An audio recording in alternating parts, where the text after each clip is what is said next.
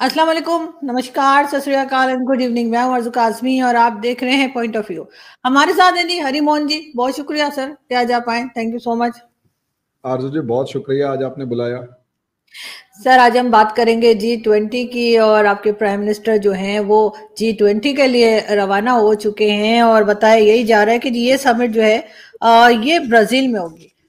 कैसे देखते हैं आप इसको? इसमें क्या आपको लगता है कि क्या इंपॉर्टेंट बात होगी जो कि G20 के मेंबर्स करेंगे? वैसे हम तो उसमें नहीं है, हमने कोशिश तो खैर की थी इधर उधर से साइड वाइड में से निकल के जाने की, लेकिन आने नहीं दिया आप लोगों ने। नहीं, ऐसा नहीं है कि G20 में हमने आने नहीं दिया, माफ सर कीजिएगा। ब्रिक्स में भी नहीं आने दिया। अब माफ कीजिएगा, हमने ब्रिक्स में भी मना नहीं किया। आपको आदत है इंडिया पर आरोप लगाने की, एलिगेशन लगाने की कि जी ये नहीं करने दे रहा। अच्छा, पहले अगर हम G20 की बात कर लेते हैं, चलो पहले ब्रिक्स की बात कर लेते हैं। ब्रिक्स में क्या इंडिया ने पाकिस्तान का नाम लिया? मेरे नहीं। हिसाब से तो पाकिस्तान का नाम नहीं लिया। हमने ये कहा कि अगर नए मेंबर्स जुड़ते हैं तो म्यूचुअल कंसेंट होना चाहिए, यानी सबकी हामी होनी चाहिए। इसमें हमने कौन सा गलत किया? अभी हमने यही तो कहा। अब लोग उसका क्या मतलब निकालते हैं वो हम क्या जाने। हमने सिर्फ इतना कहा कि म्यूचुअल कंसेंट होना चाहिए। अब उस म्यूचुअल कंसेंट के अंदर तो यूनाइटेड नेशंस में भी तो म्यूचुअल कंसेप्ट वाला सिस्टम है P5 के बीच में, जिसके अंदर चाइना न जाने कितने सारे ऐसे कांड कर जाता है। आप चाइना को समझाइए, यूनाइटेड नेशंस के रिलेशंस को समझाइए। हम तो ये कह रहे हैं कि हम कोई P5 नहीं बना रहे। हम ये कह रहे हैं कि भाई म्यूचुअल कंसेंट तो देख लो एक बार, जो इसके फाउंडर मेंबर्स हैं एक बार देख लो कि अल्टीमेटली दुनिया का वो सारे एग्री कर रहे हैं नहीं कर रहे। पता लगा कोई ऐसा मेंबर घुस गया जिसका किसी दूसरे मेंबर से खटपट रहती है, और कहीं ना कहीं वो खटपट रहने की वजह से वो इस जगह का माहौल खराब करे और उसके बाद पूरे सिचुएशन को उखाड़ के फेंकता हुआ नजर, मतलब पूरे जो ऑब्जेक्टिव ऑफ द प्लेटफॉर्म है वो डाइल्यूट हो जाए, और उस पर्टिकुलर जो पनौती है उसके इश्यूज को हैंडल करने में ही पूरे के पूरे मतलब जो ग्रुप है उसकी टाइम वेस्ट हो जाए। तो नौती किसको बोला आपने? मैंने किसी का नाम नहीं लिया। आप लोग कैसे एक दूसरे अपने आप अपने गले में सब चीजों को पहन के बैठ जाते हैं। मुझे ये चीज आज देखो, मुझे पाकिस्तान की ये चीज बिल्कुल पसंद नहीं आती। नहीं नहीं, मैंने ये नहीं कहा कि हमने कहा, मैं वैसे पूछ रही थी जस्ट जनरल नॉलेज के लिए। हमने क्या नौती इन किसको बोला जनरल आपने? बात कर रही हैं, हम किसी का नाम थोड़ा ना ले सकते हैं। हमने सिर्फ इतना कहा कि एक कंट्री, मान लिया, एक बात बताइए, ब्रिक्स वाले डिस्कस कर रहे हैं कि हमारे पास जो पॉपुलेशन है, हम इस पॉपुलेशन में किस लेवल पर इसकी डेवलपमेंट की बात करें, ट्रेड को कैसे बढ़ाएं, ये चीज कैसे बढ़ाएं, वो चीज कैसे। अब मान लिया एक कंट्री पहुंचा, वो कहता है ट्रेड बाद में देखना जी, मेरी इससे कोई समस्या है उसको हल करवा। अब मुझे ये बताओ, हम ऐसी ग्रुप में बैठे हुए हैं जिसका ऑब्जेक्टिव है ट्रेड बढ़ाना, जिसका ऑब्जेक्टिव है वेस्टर्न डोमिनेंस को कम करना। ठीक है, अब पता लगे हम बात कर रहे हैं वेस्टर्न डोमिनेंस को कम करने की, और सामने भाई साहब आके कह रहे हैं ना जी ना, पहले मेरी इस कंट्री से जो प्रॉब्लम है उसे सॉल्व करवाओ, जब तक वो प्रॉब्लम सॉल्व नहीं होगी मैं नहीं मानता। अब ये एक बात बताओ, हम बात कर रहे हैं ट्रेड की, वो बात कर रहा है किसी और की। अब उसको किसी और मुद्दे की हम नहीं डिस्कस करना चाहते, किसी और मुद्दे को। वो सारे मुद्दे जो हैं वो या तो बायलैटरली डिस्कस हो जाए या फिर यूनाइटेड नेशंस में डिस्कस हो जाए। भैया यहां हमने बिजनेस की बात करनी है। अब बिजनेस उस भाई को करना अगर ना आ रहा हो और उसके बाद वो कुछ और करे तो वो पनौती ही तो है उसमें ऑर्गेनाइजेशन के लिए। अब नहीं नहीं उस सर, हमारे लोग, अगर आप इनकेस अगर आप पाकिस्तान को कह रहे हैं तो सर हमसे अच्छा बिजनेस कोई नहीं करता। मैं आपकी बात कर ही नहीं रहा। मैं तो किसी का नाम थोड़ा ना लिया है मैंने। मैं तो एक इन जनरल बात बता रहा हूं भाई, सीधी सी बात है। मेरा एक फैमिली फंक्शन है, मैं इस चीज का बहुत स्ट्रांग सपोर्टर हूं। मेरे घर में मेरा एक फैमिली फंक्शन है, मेरे रिश्तेदार आए हुए हैं। हम नॉर्मली कोशिश करते हैं, जो पनौती टाइप का बंदा होता है, जो एंजॉय करने की जगह अपनी समस्याएं लेकर रिश्तेदारों के बीच में बैठकर रो रहा होता है कि 20 साल पहले 5 रुपए के लिए इस बंदे ने मेरे बाप को ये कहा था कि तूने 5 रुपए तूने मेरे 5 रुपए ले लिए। उसके बाद इसने मेरे से माफी नहीं मांगी और मैं अब तक इससे नाराज हूं। अब एक बात आओ, ऐसी बात के अंदर हमारे फैमिली इंजॉयमेंट को खराब कर रहे हैं, या मेरी कोई बिजनेस डील हो रही है उसमें वो पनौती आके, मैं बड़ी मुश्किल से टाइम निकाल कर गया, मेरी बिजनेस डील खराब कर गया वो, क्योंकि उसको कोई और समस्या थी। अब उसको मेरे नाम का पेट में दर्द हो रहा है, तो मैं उस रिश्तेदार को यही कहूंगा ना, भैया अगर वो आ रहा है तो मुझे माफ कर, उसी को बिठा ले, उसकी पहले तसल्ली से सुन ले वो चाहता क्या है, ठीक है, लेकिन उसके बाद जब हम बिजनेस डील कर रहे हो तो वो बीच में बैठ के बातें ना करें। अब प्रॉब्लम ये है कि उसको बिजनेस करना भी नहीं आता और वो बिजनेस करता भी नहीं। अब बिजनेस करना नहीं आता, बिजनेस करता नहीं, बिजनेस डील में भी बैठना है, तुमने मेरे को इग्नोर कर दिया, तुमने ये कर दिया, तुमने वो कर दिया, तो भैया देखो इतना टाइम नहीं है। कई बार क्या होता है ना, अब जैसे एक बात बताइए, चलो पाकिस्तान अपनी बात करता है, पाकिस्तान से एक बात पूछिए, सार्क समिट जो था वो साउथ एशियन कंट्रीज के डेवलपमेंट के लिए बनाया गया था, या सुनो, क्या सार्क समिट को डुबोने की जो जिम्मेदारी है वो क्या पाकिस्तान की है या नहीं है?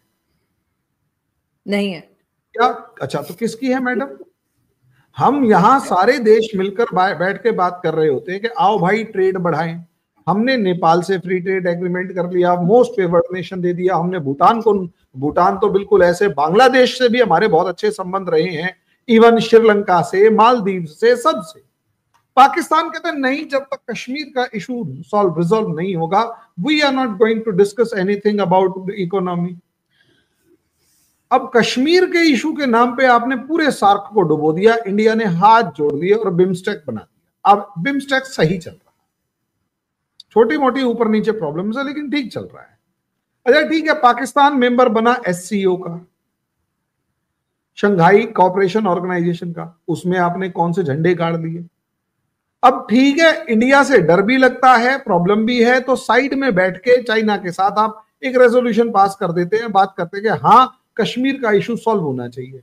जयशंकर जी घर में बैठे हुए, मतलब आप मेहमान बना के बुला रहे हो, उससे पहले एक तरफ जाकिर नाइक को बुला रहे हो, दूसरी तरफ आप कश्मीर के मामले में सुना रहे हो, और उसके बाद आप उम्मीद करते हैं कि आपको कोई प्रोडक्टिव रिजल्ट मिले।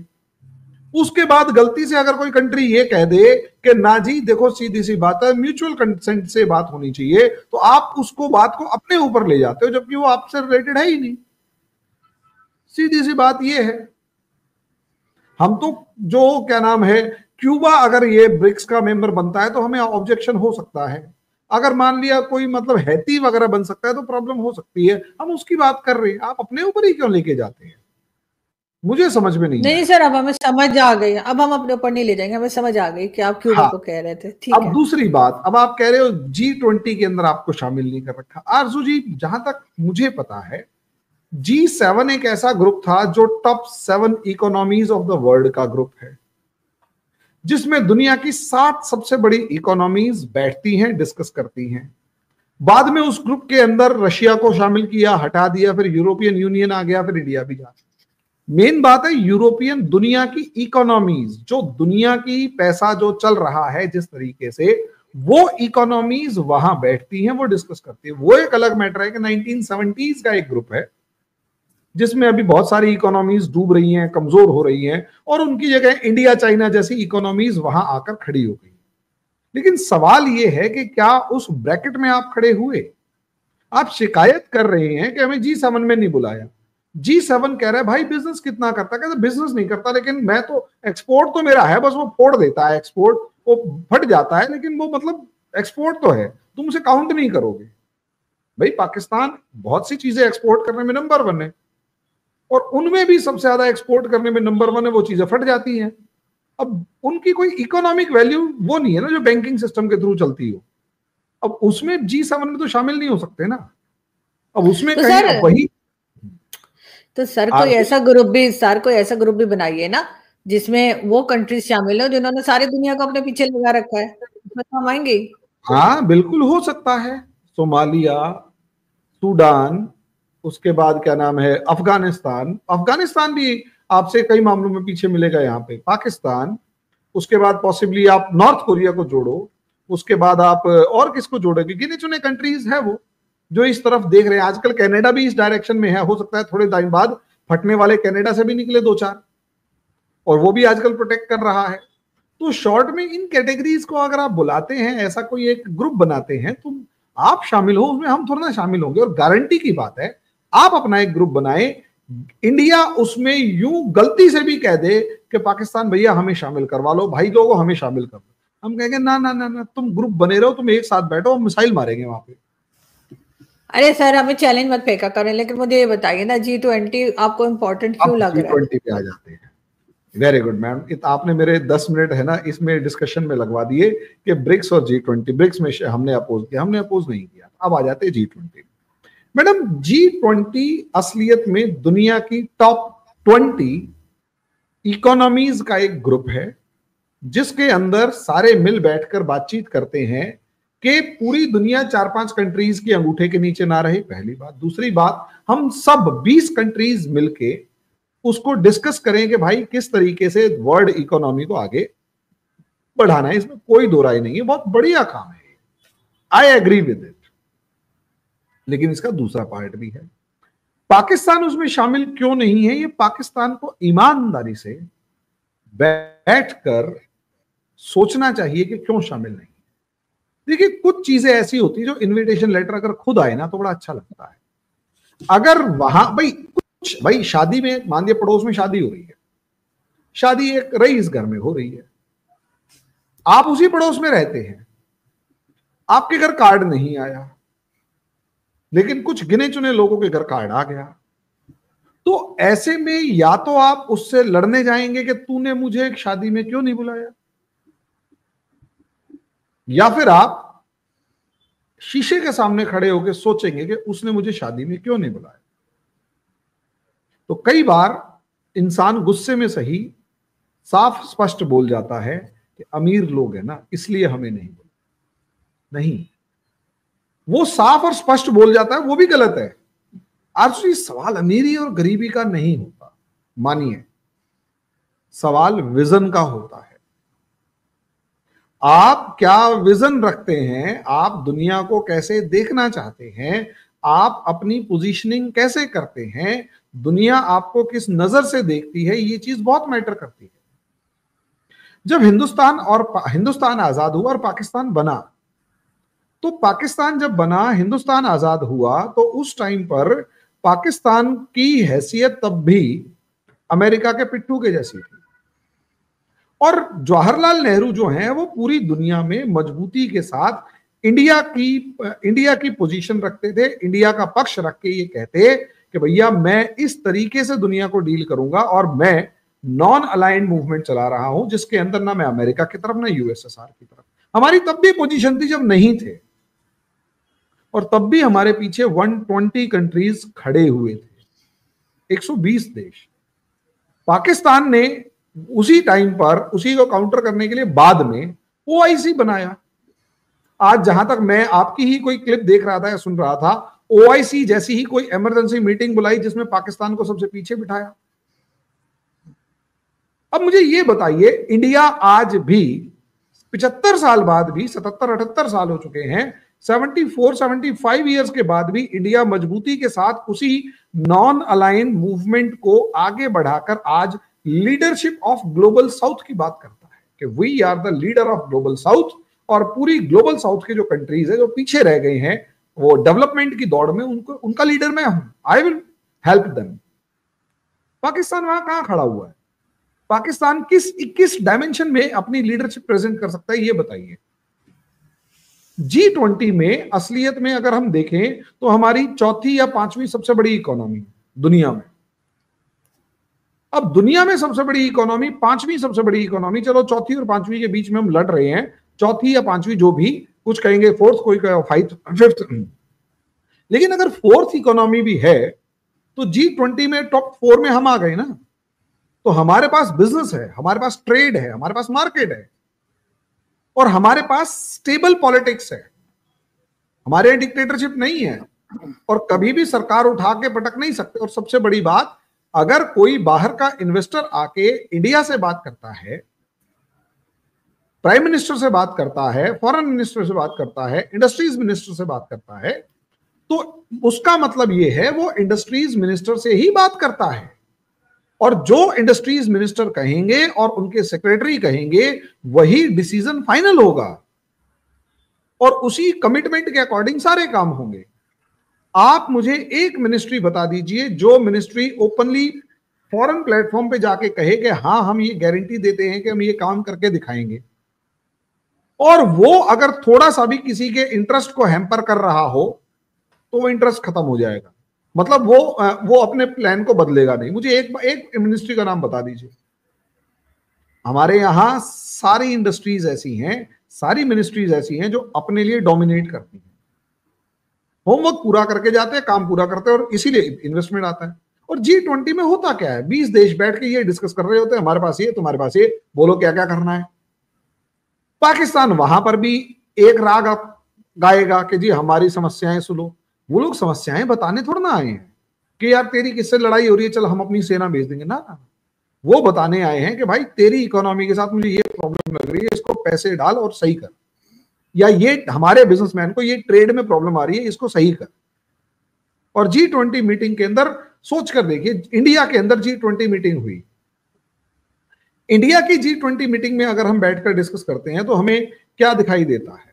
सबसे पहले इंडिया का कॉन्फिडेंस, आउटकम क्या आया, दुनिया को क्या मिला इंडिया वाली G20 मीटिंग में जब इंडिया वहां पर है लीड कर रहे थे। तो सिंपल एक चीज मिली कि इंडिया ने G20 मीटिंग के अंदर एक जो बिल पास करवाया, यूं कहें रेजोल्यूशन पास हुआ, वो रेजोल्यूशन ये था कि बॉम्बे से हमारे जहाज चलेंगे, UAE जाएंगे, UAE से सऊदी अरेबिया जॉर्डन होते हुए हैफा पोर्ट तक जाएंगे, और हैफा से ग्रीस, इटली और फ्रांस तक हमारे शिप्स चलेंगे। यानी हमने एक अल्टरनेट ट्रेड रूट डेवलप करने के डिस्कशन किया। ओके, आप अपनी मिनिस्ट्रीज को सर्च कीजिए, वहां पर सबसे बड़ा विजन CPEC के अलावा क्या है, और CPEC भी और कुछ नहीं है, गिरवी है जो पूरा नहीं होगा। आपके पास अफगानिस्तान के लिए विजन क्या है, आपके पास साउथ एशिया के लिए अरेबियन सी के लिए विजन क्या है। अच्छा एक काम करें, पाकिस्तान अरेबियन सी का कोई ग्रुप क्यों नहीं बना लेता, कुछ तो करके दिखाएं। आप कह रहे हो कि पाकिस्तान को इंडिया रोकता है, इंडिया नहीं रोकेगा, इंडिया को जरूरत क्या है। आप इंडिया से बिजनेस की बात करो, हम करेंगे। आप कह रहे हो इंडिया तो बिजनेस की बात करे, हम फटेंगे, इस थोड़ा ना चलेगा। नहीं सर, हम हर वक्त तो नहीं फटते रहते सर, क्या बात कर रहे हैं। नहीं मैडम, डर तो लगता है ना कि कब फट जाए। हाँ वो एक अलग बात है, लेकिन हम हर वक्त नहीं फटते। डर लगता है ना कि कब फट जाए। अब इसके बाद ये है ब्रिक्स की इंपॉर्टेंस। अब सवाल यही है कि मोदी जी कौन कौन सी कंट्रीज होकर जा रहे हैं ये समझिए। इसमें एक बड़ी इंपॉर्टेंट सी कंट्री है नाइजीरिया और गुइना। नाइजीरिया जो है ये एक अफ्रीकन कंट्री है जी। वही अफ्रीकन कंट्री क्यों जा रहे हैं। आप अगर गुयाना और नाइजीरिया को देखेंगे तो अफ्रीका, और ब्राजील को देखेंगे तो अफ्रीका और लैटिन अमेरिका की बात करते हैं। नहीं, अगर आप पिछली बार के G20 को देखेंगे तो इंडिया ने अफ्रीकन यूनियन को G20 का हिस्सा बनाया, और जो अफ्रीकन यूनियन के हेड थे वो मोदी जी से गले लग के, मतलब जिसे कहते हैं ना इमोशनल हो गए कि यार हम अफ्रीकन को कभी यूरोपियन से इतने प्यार से गले नहीं लगाया। भाई हमारे बंदा व्यापारी तो है ही है, वो गले लगा के मतलब बिल्कुल अपना धंधा का जमाना जानता है। और 56 कंट्रीज, सोचकर देखिए, एक बार वो अफ्रीकन यूनियन के हेड को गले लगाया और 56 कंट्रीज मोदी के पीछे आके खड़ी हो गई। इंडिया के पीछे, मोदी नहीं, इंडिया के पीछे आके खड़ी हो गई। अब वो गले लगाना भी तो गले लगाने के लिए इमोशन चाहिए होता है ना, वो यूरोपियंस के पास नहीं है। हमारा अफ्रीका के अंदर जो दबदबा है, यूं कहें हमारी दबदबा तो खैर हम रखते ही नहीं, हमारी जो अफ्रीका के अंदर जो अप्रोच है वो कोऑपरेशन की है। अच्छा पता है आपको, कैंसर की जो दवाइयों का एक 30 दिन का पत्ता है, एक डाटा जो बताऊं, कोई फाइजर, कोई भी शायद अमेरिकन कंपनी फाइजर ही है या कौन सी कंपनी, मैं नाम नहीं जानता, वो बनाती है। उसकी 1 महीने की कैंसर ट्रीटमेंट की जो दवाई का जो, सॉरी एड्स की दवाई का जो स्ट्रिप है वो है 2,70,000 रुपए इंडियन। अब तो खैर वो 4 लाख रुपए महीने की दवाई हो गई। इंडिया ने वही स्ट्रिप 30 दिन का जो है वो बनाया 8,000 रुपए में। अफ्रीका के अंदर दुनिया का सबसे ज्यादा एड्स पेशेंट थे। सोचकर देखिए 4 लाख की दवाई कितने अफ्रीकन खरीद पाते महीने की, साल का 50 लाख रुपया इंडियन। पाकिस्तान के हिसाब से पॉसिबली वो 1.5 करोड़ रुपया महीने साल का। कितने बंदे खरीद पाते? इंडिया वालों ने वो टोटल बनाया 8,000 रुपीज का। अफ्रीका वाले एहसान मानते घूमते हैं कि भाई साहब आपने जो कर दिया ना वो तो मतलब इतना जबरदस्त है कि आप हमारे न जाने कितनी पॉपुलेशन एड्स से बच गई। परमानेंट इलाज नहीं है लेकिन कम से कम बच तो जाते हैं। उसके बाद आप चाहे एयरटेल को देख लें, चाहे आप बजाज को देख लें, चाहे टीवीएस को देख लें, चाहे हीरो को देख लें, सस्ती बाइक्स। उसके बाद आप बहुत सारे दूसरे इंफ्रास्ट्रक्चर डेवलपमेंट्स को देख लें हर जगह पे। और सबसे बड़ी बात, हमने जो कोविड की वैक्सीन भेजी, ये चीजें अफ्रीका को, जिसे कहते हैं इंडिया की तरफ झुकाती हैं। वो इमोशनल इसीलिए हुआ। यही हाल लैटिन अमेरिका के अंदर है। अब हम लैटिन अमेरिका के अंदर अपनी प्रेजेंस बढ़ा रहे हैं। G20 इसी चीज को तो देख रहा है। और चाहे नाइजीरिया हुआ, चाहे गुयाना हुआ, चाहे ब्राजील हुआ, ब्राजील में तो जाना ही है, लेकिन 2 विजिट से 2 कॉन्टिनेंट्स को निपटा जाएंगे। और गारंटी की बात है उन्हीं दो कंट्रीज के अंदर आसपास के 5-5 कंट्रीज और आके बैठे हुए, मोदी जी हमारे को भी कुछ दे जाओ। लेकिन वही है ना, दे जाओ मींस बिजनेस डील बताओ कि तुम्हारे पास बिजनेस क्या है, हमारे पास बिजनेस क्या है। वो बिजनेस डील होती है, वो ऑफर करेंगे, हम ऑफर करेंगे, डील हो जाएगी। आपके पास बिजनेस डील नहीं है, इसलिए दुनिया आपको एक्सेप्ट नहीं करती। और उसके बाद फिर लगता है कि इंडिया रोक रहा है। इंडिया क्यों रोकेगा? आप कोशिश कीजिए, इकोनॉमी बढ़ाइए, कटोरे की जगह कुछ एक्सपोर्ट कीजिए, दुनिया के सामने बिजनेस प्लान्स रखिए। कटोरा रख रहे हैं आप इतनी सी बात को अगर नहीं समझेंगे तो माफ कीजिएगा, पाकिस्तानियों को समझना पड़ेगा। कटोरा रखने की जगह बिजनेस प्लान्स रखे जाते हैं। एक फाइल रखे अंदर बिजनेस है कि आप हमारे यहाँ $10 मिलियन लगाएं और यहां से कम $50 मिलियन लेके जाएं। लोग दौड़े दौड़े आएंगे, लेकिन पहले आपको करके दिखाना पड़ेगा। वादा तो आप पूरा करते हैं। अब सी पैक लेने के बाद आप साफ कह रहे हैं हम तो नहीं देंगे पैसे, वो पूरा ही नहीं होगा, देंगे भी नहीं, तो करेंगे कैसे? नहीं सर, आप बिल्कुल ठीक कह रहे हैं। नहीं, आप बिल्कुल ठीक कह रहे हैं। और मेरे ख्याल है पाकिस्तान में जो लोग हैं पावरफुल हैं, यानी जो पॉलिसीज बनाते हैं, उनको जरूर इस बात को समझना होगा कि पाकिस्तान जब तक कटोरा रखने के बजाय बिजनेस डील नहीं करेगा तब तक आगे नहीं बढ़ पाएंगे। जी आप कुछ कह रहे हैं? मैं ये कह रहा था, आप कह रहे हैं ना पाकिस्तान में जो पावरफुल लोग हैं, मैं एक चीज पूछना चाहता हूं। पहले ये बताओ कितने पावर सेंटर्स हैं, वो तो डिसाइड कर लो। अब इंडिया एक ही सर, एक ही है उधर भाई लोग। ना, वो जो भाई लोग है ना, वो भाई लोग मतलब उनका बस नहीं चलता, वरना सबकी बहनों को उठा ले जाए, क्योंकि वो इलेक्टेड नहीं है। देखो, इलेक्टेड गवर्नमेंट अकाउंटेबल होती है पॉपुलेशन के लिए, कॉमन मासेस के लिए। आरजू जी वो इलेक्टेड नहीं है। वो लोग असलियत में जिसे कह सकते हैं ना कि सेलेक्टेड कहो या कुछ भी कहो, वो लोग हैं। उनकी अकाउंटेबिलिटी गवर्नमेंट के लिए, कॉमन मासेस के लिए है ही नहीं। जब तक कॉमन मासेस के लिए, आम जनता के लिए अकाउंटेबिलिटी नहीं होगी, तब तक आप उम्मीद नहीं कर सकते कि कोई भी ऑर्गेनाइजेशन पीपल या पॉपुलेशन के फेवर में काम करेगी। वो तो पैरासाइट की तरह है। 27% इकोनॉमी पे जिस ऑर्गेनाइजेशन ने कब्जा कर रखा हो, वो बच्चों की चड्डी से लेकर पता नहीं क्या क्या बनाती हो। मतलब वो शायद सुना है कि डायपर भी बनाती है, ठीक है, मटर भी छील लेते हैं। अब बताओ, डायपर बनाते हैं, मटर छीलते हैं, तो उन्होंने तो पूरी इकोनॉमी के 27% के ऊपर कब्जा कर लिया। यानी उस 27% के कंपैरिजन में कोई दूसरा आ ही नहीं सकता। और दूसरी कंपनी अगर मान लिया कुछ बनाने आ भी गई, तो सेना जो है, सॉरी नाम नहीं लेना था, काट दीजिएगा, जो भाई लोग हैं वो उसी कंपनी के पैरेलली कुछ ना कुछ खड़ा कर देंगे और कहेंगे हमारा प्रोडक्ट लो और इसको भगाओ यहां से। अब पता लगा सामने वाले ने 50-100 करोड़ रुपए लगाए भी, कुछ बनाया भी, अब पता लगा भाई लोगों ने वो पूरा का पूरा खड़ा कर दिया, उसके पैरेलली खड़ा कर दिया सस्ते में, या फिर उसकी कनपट्टी में बंदूक रख के कहा एक काम कर, 100 करोड़ लगाए ना, चल 20 ले जाओ, दफा यहाँ से। वो 20 भी नहीं देंगे और 20 लेने में वो जीरो कंगाल होके जाएगा। ऐसी कंट्री में इन्वेस्टमेंट थोड़ा होता है। अब हमारे यहाँ इन्वेस्टमेंट करने के लिए लोग आते हैं, 1 के 4 बना के जाते हैं। लिटरली टैक्सेस पे करने के बाद भी अगर उन्हें 4 गुना प्रॉफिट होता है, तभी तो वो कमा। यहाँ पर सर यहाँ भी होता है, सर यहाँ भी बिजनेस होता है। लोग 1 देने आते हैं और 1 के बजाय 4 दे के जाते हैं। ये हमें भी आता है। हाँ, ये जो बिजनेस है ना, दे के जाते हैं। बिजनेस का मतलब केवल दे के जाना नहीं होता, लेन देन होता है। बिजनेस की डेफिनेशन आपको सिर्फ देना मतलब लेने लेने वाली समझते हो। नहीं, हमारे मैं लिए बिजनेस यही की डेफिनेशन है आरजू जी, पाकिस्तानियों के लिए बिजनेस की डेफिनेशन है कि दे जाओ, लेना मत। नहीं, हम यही कह रहे हैं कि आप बिल्कुल, आप जैसे लोग जो पाकिस्तान को एक आईना दिखाने की कोशिश करते हैं कि भाई आपको बार बार कटोरा लेके मत घूमे, उसके बजाय बिजनेस ऑफर करें ताकि दुनिया जो है वो पाकिस्तान के ऊपर ट्रस्ट करे। मेरा ख्याल है कि कहीं ना कोई अथॉरिटीज में से शायद हमारी बात को सुने और सीरियसली सुने और इस तरफ भी काम करें। थैंक यू सो मच कि आज आपने ज्वाइन किया। बहुत शुक्रिया। Thank you. Thank you Aarzoo ji. Thank you.